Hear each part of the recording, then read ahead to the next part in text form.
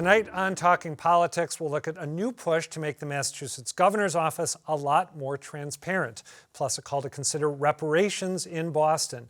Then later, Maura Healey's political evolution from a progressive darling in her first run for AG to a more moderate candidate for governor. Is it the right pitch for Massachusetts voters? But first, to a few other key races as the campaign season really starts to take shape. Just this week, some big names making their official announcements include Rahsaan, a former top official with the ACLU of Massachusetts. He is running for Plymouth County District Attorney. And Andrea Campbell, the former Boston City Council president and mayoral candidate. She's running for Attorney General. Both are vowing that if elected, they'll change the way the system works. My vision requires us to reclaim the spirit of justice as something more than tough on crime rhetoric or law and order politics and posturing. It requires a complex accounting that requires integrity and accountability. I've dedicated my entire life for fighting for greater opportunity and equity. And that's exactly what I'll do as the next Attorney General of Massachusetts. Because the Attorney General is not just the top chief law enforcement officer in this state. The Attorney General must be an advocate for fundamental change in progress. I'm joined now by GBH News City Hall reporter Saraya Wintersmith and politics editor Peter Kadzis. Hello, both of you. Saraya, what should people who might not follow Boston politics super closely know about Andrea Campbell as she begins her run for AG? I think there are two big things that folks need to keep in mind about Andrea Campbell. One is that she is a fierce opponent, and two is that she's really good at tying her lived experience into the policy agenda that she campaigns on. On the point about fierceness, we saw multiple times over the mayoral campaign that she is not afraid of a fight. She got into it with the Boston Police Patrolmen's Association. And then when some supporters of one of her opponents made implications about her position as a Black woman, one of two in the race, Campbell deployed a strategy of aggressively contrasting herself with Kim Janey, basically standing outside of City Hall and saying, this is why I am better than my opponent on decision-making and policy issues. So anybody that hits her should know that she is willing to hit back when she's pushed.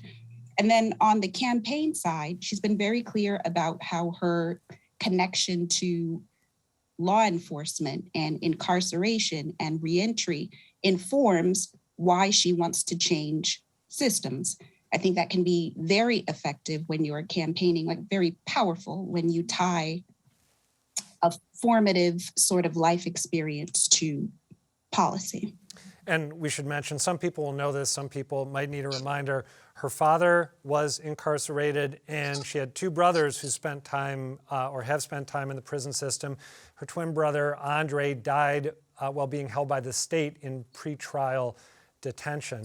Peter Kadzis, Andrea Campbell is going to be going up against a couple other Democrats, Quentin Pelfrey, an attorney who served in the Obama and Biden administrations, and Shannon Liss-Reardon, a labor attorney, both of whom have experience running for statewide office. Do you think that's going to be a tough transition for Andrea Campbell to go from city politics to state politics? No, I don't. And I think her ace in the hole is the fact that she's the only one among them who has already held elected office. Already being responsible to constituents, being responsible to people, whether they support you or oppose you, it just really informs how you handle yourself. I don't make light of the fact that this is her first statewide run. And I would say that Shannon Liss-Reardon, who is an incredibly impressive woman, every bit as impressive as Andrea Campbell, really only ran for a short time before she dropped out of the race in favor of Markey. So I have no doubt that Campbell will hold her own. She'll be learning some new tricks, but she's nothing if not teachable. Saraya, both Andrea Campbell and Rahsaan are running for law enforcement posts. as we mentioned earlier, talking about changing the way the system works and bringing a different perspective to the system than some of the other people who have preceded them may have had. Is it fair to see them as following the path that was blazed by Rachel Rollins, the former Suffolk County DA, who's now U.S. Attorney? I think that is fair. I think Rollins' victory showed that there is an appetite in the electorate for not just theoretical reform like paper and policy, but the actual execution of law enforcement. That's how we got that list that explicitly said, here are 15 crimes that we will decline to prosecute except in special cases in service of making sure that we can focus on violent crime.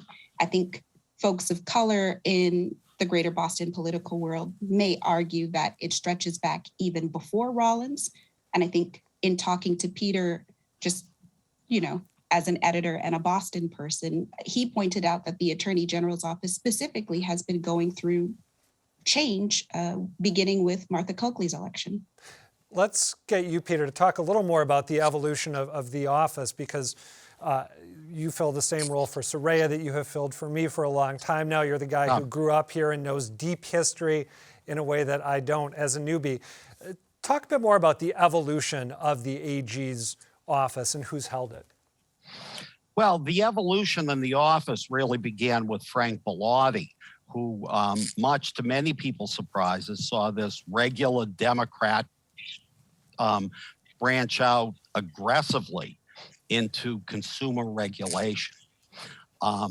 And I would say today that the Attorney General's office is as much a regulator as it is a policeman or a legal advocate.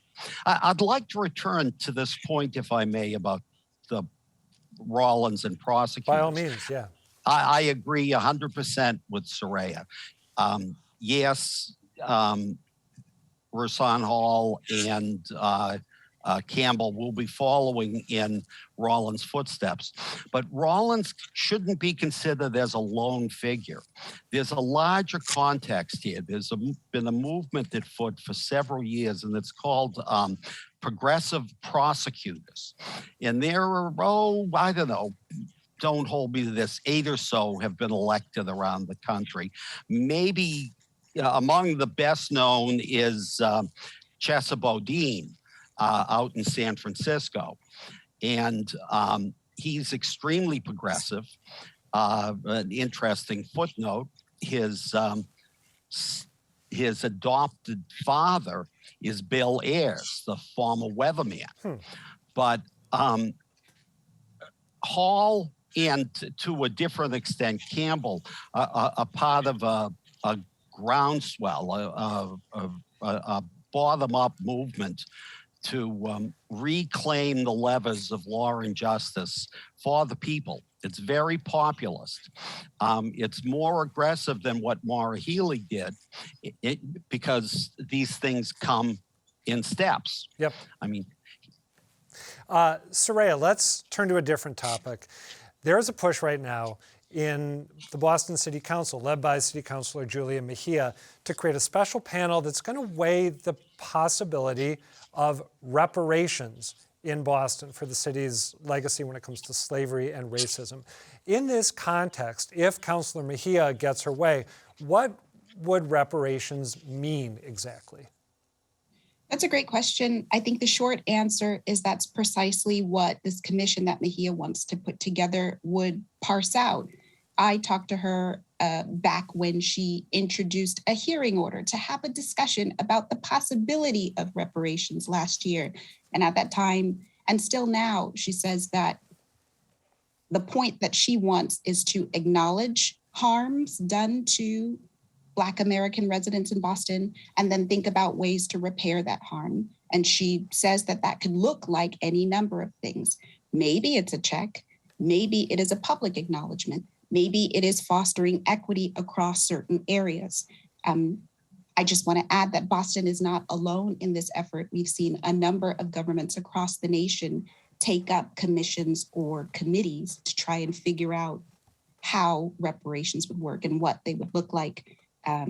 We see it in Los Angeles, California, Denver, Detroit, closer to home in Amherst, and even in Providence, Rhode Island. Does she have the support on the city council to make her proposal a reality? That is a great question, and that is one that is hard to answer. We have an entirely new makeup of the city council, and a number of the seats were filled by different people when this conversation began. And so we haven't had each councilor sort of weigh in formally on this issue.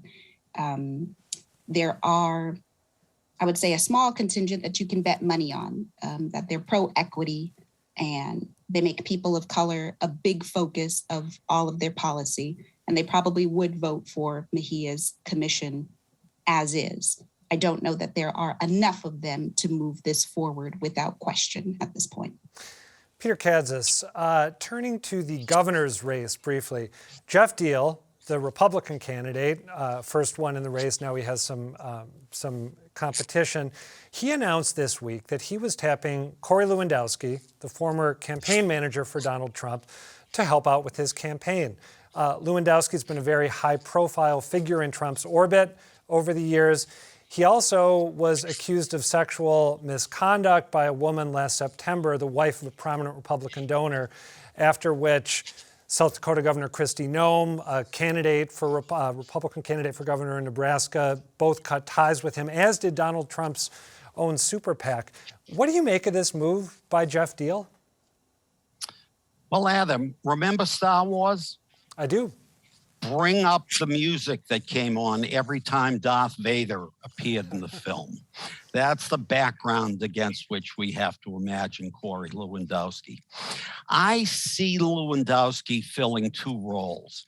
One, Team Trump doesn't like losers. In the odds against Geoff Diehl, the odds are at the moment heavily against Geoff Diehl beating a Democrat here in Massachusetts. That has implications for money.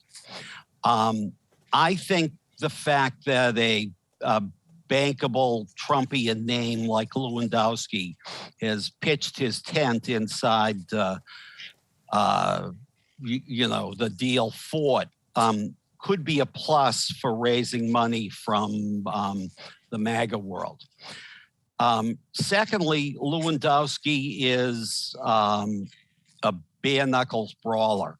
And I have predicted off camera that I expect Diehl to really start shedding blood at some point. And I think Corey Lewandowski will encourage him to do that. One, Diehl would be smart to run against the entire Democratic field. Take on rent control, take on free transit, take on the decriminalization of the personal use of narcotics. Whether it's true or not, introduce critical race theory into the campaign. I think Corey Lewandowski is there to draw blood for Diehl.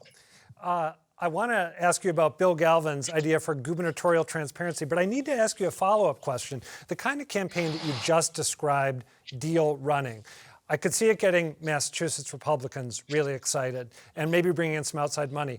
But is there any indication that on the statewide level, that's what Massachusetts voters want? I mean, it bears repeating that Donald Trump lost badly here to Hillary Clinton in 2016 and lost even worse to Joe Biden. So how would going that Trump route be a recipe for success long term? Well, the governor of Virginia did it successfully by not alienating Trump, but going after Trumpians. Yep. And notice some of the issues I said, things like rent control and free transit, those are issues that will resonate with the suburbanites who decide who's next governor. So some things would be able to be done softly. Other things would be done with a nasty edge. I mean, I'm predicting here. I don't know what will happen, but I'm just looking at the pieces on the table and how, if I were Lewandowski, the advice I'd be giving Diehl. Okay, before we wrap up, I want to get your thoughts, Peter, and Saraya, if you have any, I'd love to hear them too, on this push by Bill Galvin, the Secretary of State who is currently seeking his 8th term, to make the governor's office in Massachusetts, which is, I think, the only one in the country that refuses to comply with state public records law, subject to state public records law. Here's how he explained it on Greater Boston to Jim Browdy. Now that we're having a change in the governor's office in January, I can't fight the battle for the past. I'd rather fight the battle we might be able to win for the future. And I'm saying as of the day the new governor takes office, every record should be public. And I think this should be an issue in the governor's race. We should hear now from all the prospective governors that they're willing to do this. Peter, any chance that Secretary Galvin's proposal here comes to pass? Slim, but there's a chance. The cultural issue is more interesting. Let's go back to the Star Wars music. This time it's the music that comes on when the Force is talked about. Bill Galvin, whose nickname on Beacon Hill is Prince of Darkness, has clearly gone over to the side of the Force, of the good guys. And it is a brilliant move on his part to say, let's make the governor's office wide open. Now, the catch here is he's going to need the legislature to do so. But if all 3 Democrats running for governor embrace the idea, that increases the probability that it might happen. All right. It's a good shot. We'll have to keep an eye on this one. Saraya Wintersmith, it's hard to follow Peter when he gets cosmic, but do you have any thoughts on Galvin's idea, or maybe just the way things here compared to other states? Right. As a reporter who has worked in another Commonwealth, I just find some of the transparency rules here in this one odd. But you're right. It is hard to follow Peter with references to Imperial March and the Fourth, which are spot on, poetic and spot on. It is poetic, and I will be humming those little bits of music all day. Peter Kadzis and Saraya Wintersmith, thank you guys. When Maura Healey ran against fellow Democrat Warren Tolman in the 2014 primary for Attorney General, many people saw her as the progressive choice in the race. Tolman had a history of taking left-of-center policy positions, but he also had the overwhelmingly male Democratic establishment on his side. In contrast, Healey was a woman who'd played a key role in the fight for marriage equality and was trying to become the first openly gay AG in the country. But now, less than a decade later, the perception around Healey is very different as she runs for governor. Progressive critics see her as too comfortable with the status quo when it comes to law enforcement and too eager to emulate the leadership style of Charlie Baker, the state's outgoing Republican governor, who she praised in a recent interview on GBH's Boston Public Radio. I have a lot of respect for Governor Baker. And, people don't always understand what's happening when it comes to the actual work of government and, how we work to communicate and to get things done. And I've always appreciated his pragmatic approach, and we've certainly partnered together on a number of important issues. So as Healey vies for the Democratic nomination with Harvard political theorist Danielle Allen and State Senator Sonia Chang Diaz is pitching herself as a moderate, the right way to go. And when people use the word progressive in 2022, what exactly do they mean? Joining me to talk it all through are Mara Dolan, co-founder of Left of Center, a Massachusetts-based Democratic super PAC, and Mohammed Missouri, executive director of Jetpac, a local nonprofit aimed at increasing American Muslims' political influence and engagement around the country. Hello, both of you. Mohammed, Hi, Adam. Are you surprised to see Maura Healey right out of the gate casting herself as the spiritual inheritor of Charlie Baker? Thanks for having me, Adam. No, I'm not surprised. I think she's, with that lead that we saw in the early polling, I'm sure their internal polling is showing similar numbers. And I think she's already, thinking about the gender and, what appeals to a much broader audience than just the Democratic primary. So I think that's where her messaging is coming from, despite what you said that, when she first got elected, obviously she did run as a progressive. Mara Dolan, what about you? Are you surprised that Healey is channeling Baker to the extent that she is?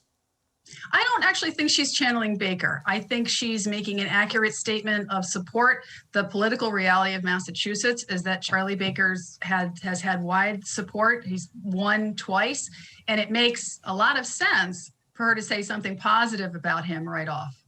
That makes sense. Let's actually pull up some poll numbers that get to points that both of you made right here at the outset. They show the state of the Democratic primary contest right now. Maura Healey leading by a wide margin, 48% to 12% for Sonia Chang Diaz, 3% for Danielle Allen, although it bears noting that 30% of people either didn't know who they'd vote for or refused to answer the question. And then, to the point that you made, Mara, when people were asked if the next governor of Massachusetts should be like Charlie Baker, not like Charlie Baker, 26% said the next governor should be more liberal than Baker, 23% more conservative, and 45% said they should be about the same as Baker. So he has found that Goldilocks spot, I guess you could call it. That being said, am I right that if you are Sonia Chang Diaz or Danielle Allen, is this in a way liberating because it frees you up to think bigger, be more ambitious, make a more aggressively left-leaning case to left-leaning Democratic voters because you know that's what you have to do to win? Mohammed, let's start with you. Yeah, I think the lane is going to be open for one of those two to make their case that they're the progressive candidate. And I think if you look at the last cycles on the statewide level, we elected Senator Elizabeth Warren and we elected Senator Ed Markey, who definitely are were the progressives in those races, right? So I think that's where I think all candidates are going to try to appeal to progressives and say we are we're progressive enough, or obviously in the case of State Senator Sonia Chang Diaz and Professor Danielle Allen, they're going to say like we are the progressive candidate potentially because that's where the lane is. And I think it's still early. I think I think the Attorney General Healey choosing this more say moderate stance maybe on leadership, not necessarily on policy, could be a little bit too soon. If the other candidates raise enough money and if they are able to get their message out there, I think they'll find that there's plenty of time to convince voters that who want progressive changes in the Commonwealth and progressive leadership. Mara Dolan, do you see Danielle Allen and Sonia Chang Diaz taking this as an opportunity to just go hardcore progressive from here through primary day? I think that Sonia Chang Diaz was certainly very progressive from day one. I don't expect that to change just because Maura Healey is in the race. We have seen Danielle Allen release a new position paper that she wants to decriminalize possession of heroin and cocaine. So I think we will see these kinds of farther left policy positions, which are designed to get more media attention and to hold on to their far left base. Speaking of media attention, we happen to have a clip of Danielle Allen making the case for changing the way we handle drug offenses, changing them from criminal to civil. Let's take a look. We have been trying to deal with the challenge of substance use disorder by criminalizing addiction. This does not work. It is time for us to change completely how we approach this, make sure that people have help, not handcuffs, that when you're struggling, it's not jail time that you get, but an actual road to recovery. I'd love it if we could dig into the bigger question that is sort of lurking behind everything we've talked about so far, which is what it means to be progressive at this particular point in time. As I mentioned in the intro, when Maura Healey first ran, I think a lot of people, the fight for same-sex marriage was not where it is today, and a lot of people saw her pivotal role in that, especially as a gay woman, as a progressive badge of honor. Today, we've seen people say that Maura Healey is too comfortable with the law enforcement status quo. I know after she announced, I heard from some environmental advocates who thought she wasn't aggressive enough on their behalf. So what do each of you think it means right now to be a progressive Democrat in Massachusetts? Mohammed, you go first.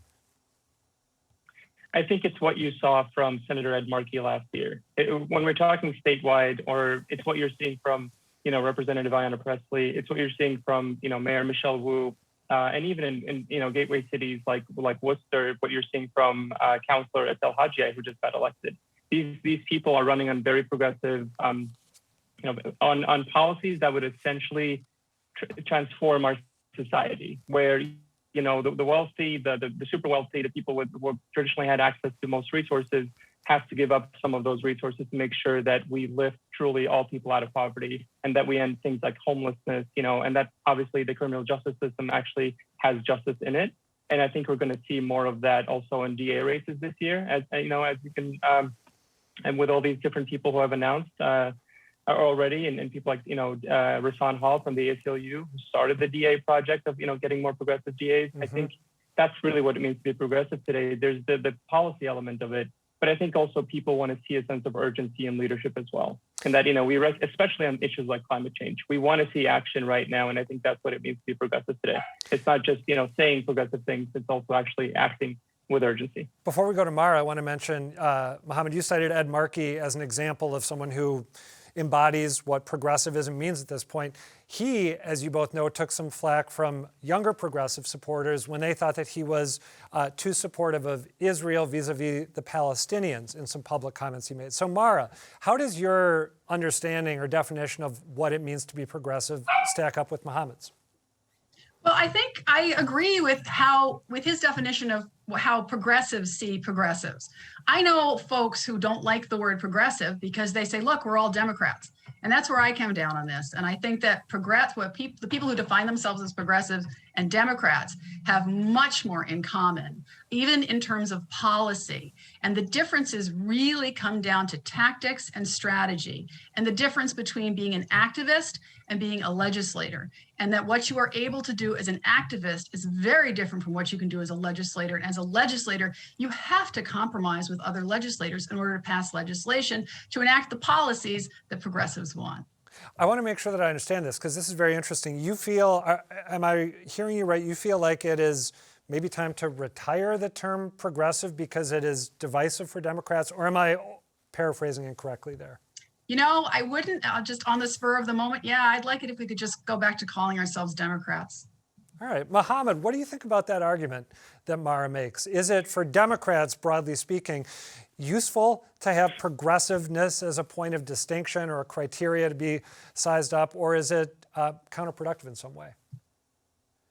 I think Mara is right to some degree in that there are a lot of people who think progressive doesn't necessarily capture what progressives today, the sort of that, the definition that I outlined, right? That it doesn't really capture it, because a lot of people will say that progressive today. It's become very broad. Yeah. And as we remember, if we look back, Democrats started calling themselves progressives because liberal was considered, a terrible word, because Republicans painted that as a terrible thing. So, so it's been about 10 years in the making, I think, of saying progressive instead of liberal. And now we're again talking about, is it the right term? So I honestly think it doesn't really matter that much.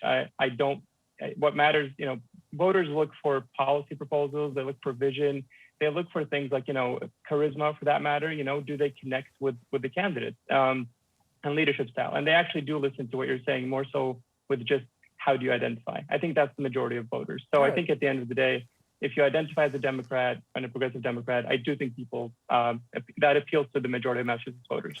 Mohammed Missouri and Mara Dolan, thank you for this convo. It was interesting. Thank you, Adam. That's going to do it for tonight, but do come back next week. And in the interim, tell us what you think. The email is talkingpolitics@wgbh.org. The website is gbhnews.org/talkingpolitics, or you can find me on Twitter. I'm @ReillyAdam. Thanks again for watching, and good night.